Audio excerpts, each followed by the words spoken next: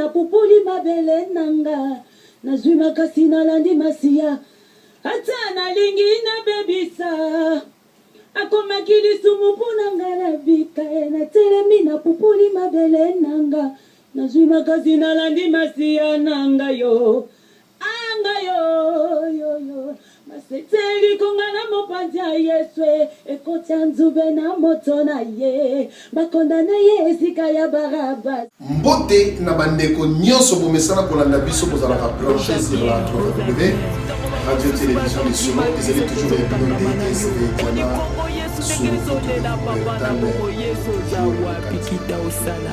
po na basango na biso ya solo balobaka vomi esika ya tanga ekokende na fete. Pourquoi balobaka vomi kokende esika ya matanga kokende na fete te? Parce que esika ya matanga to esika ya ebembe soki okei yo motu moni motu oyo akufi yo moko na makanisi na yo okoyeba eke na mokili oyo oyaki na mokili oyo zonga yo betina mpamba te lwa ezali ya biso nyonso moto moko te akotikala libanga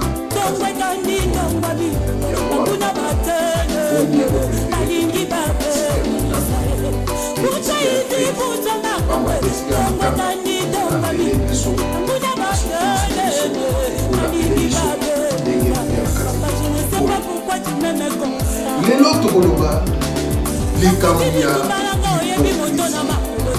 hypocrite au sein de la diaspora congolaise, hypocrite na kati ya communauté ezala na kati na Congo, ezala na kati na Europe. L'hypocrisie ezali eloko moko ya te, ezali eloko ngai DSB Diana tala soki ngai na yo te tosololaka te ata kokufi ebembe na yo ezali kofola na kolia ata kote na kozala wana ata mpona nini ezali malamu soki moto azali na bomoi eke bozali na baproblème po arrange na ntango moto azali na bomoi.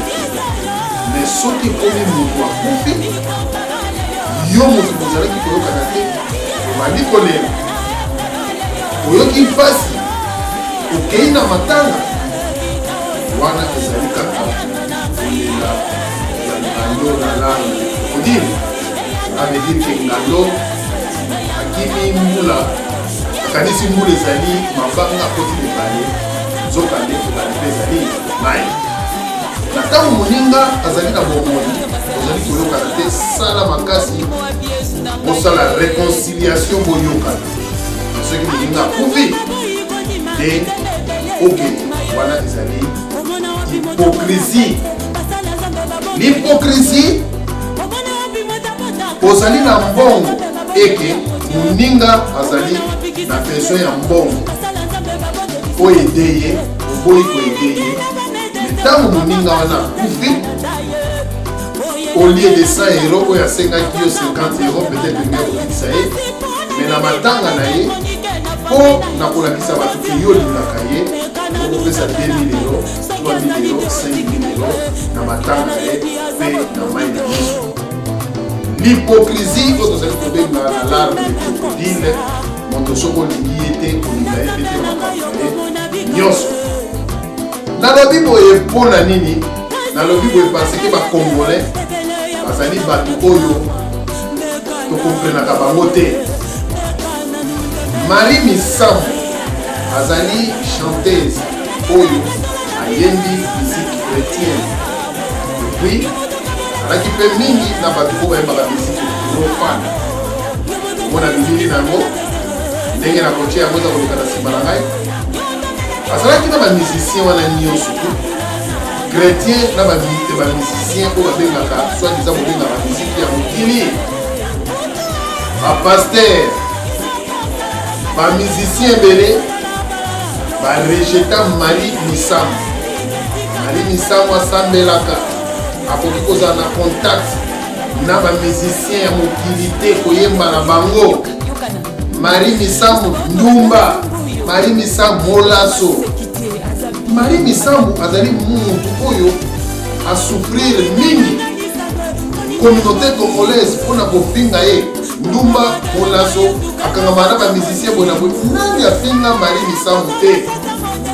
Ndeko na ngai ozali kolanda message oyo yo ofinga Marie Misambo oloba aza ndumba, oloba asalelaka nzambe te, olobaki akangama na bamusicien ya mokili ayebi nzambe te. Mais lelo bandeko na ngai ezali kokamwisa ngai hypocrisie bakongolais mpe bakongolaise ebele. Lelo Marie Misambo akufi, bakongolais mpe bakongolaise bakomi kolela Marie Misambo na banzembo na ye. Et pourtant Marie Misambo azalaki rejeté epai ya bachrétien barejetaki ye. Azalaki na bacamarade presque mingi bato bazali kobeta misiki profane ngo bobengi misiki ya mokili. Bango balingaki ye, bayambaki ye, ayemba na bango, afanda na bango, tandis que bachrétien barejetaki ye. Mais lelo Marie Misambo akufi. L'hypocrisie, ça commence à régner au milieu des Congolais. Les pasteurs vont faire sa témoignage à Malam. Les gens vont faire sa témoignage à Malam. Tout le monde va comme Kolela. Marie Misambo et que Azaraki Moussa Nzambe, Nzembo Nezaraki coédifié bateau. Mais Marie Misambo Azaraki rejeté. Nakati na milieu na biso. Bande konanga l'hypocrisie exact et le mabe.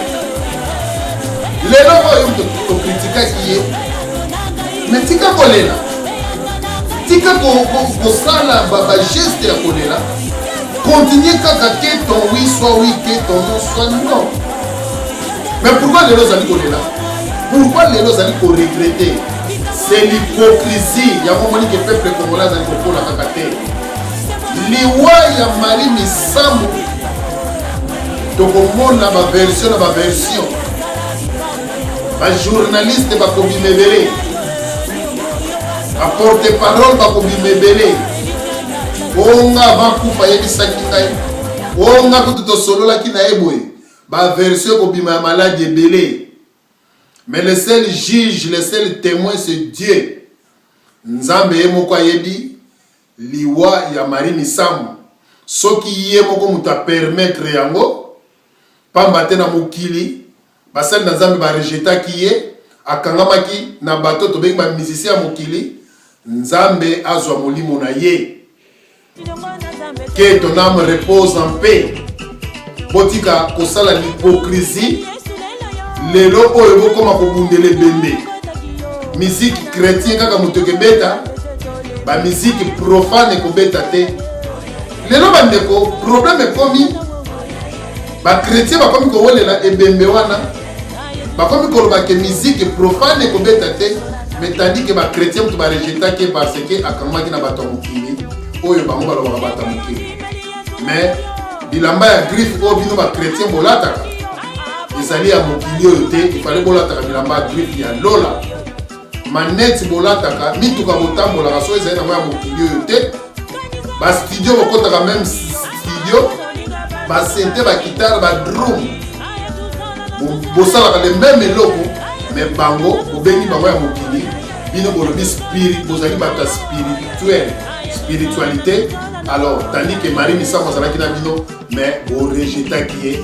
Totika l'hypocrisie na kati na biso, l'hypocrisie efutaka te.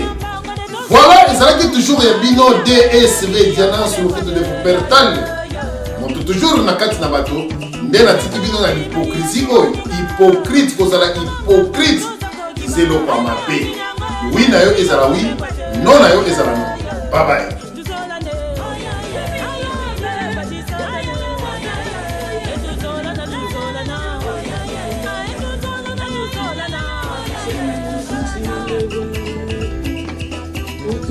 Thank you.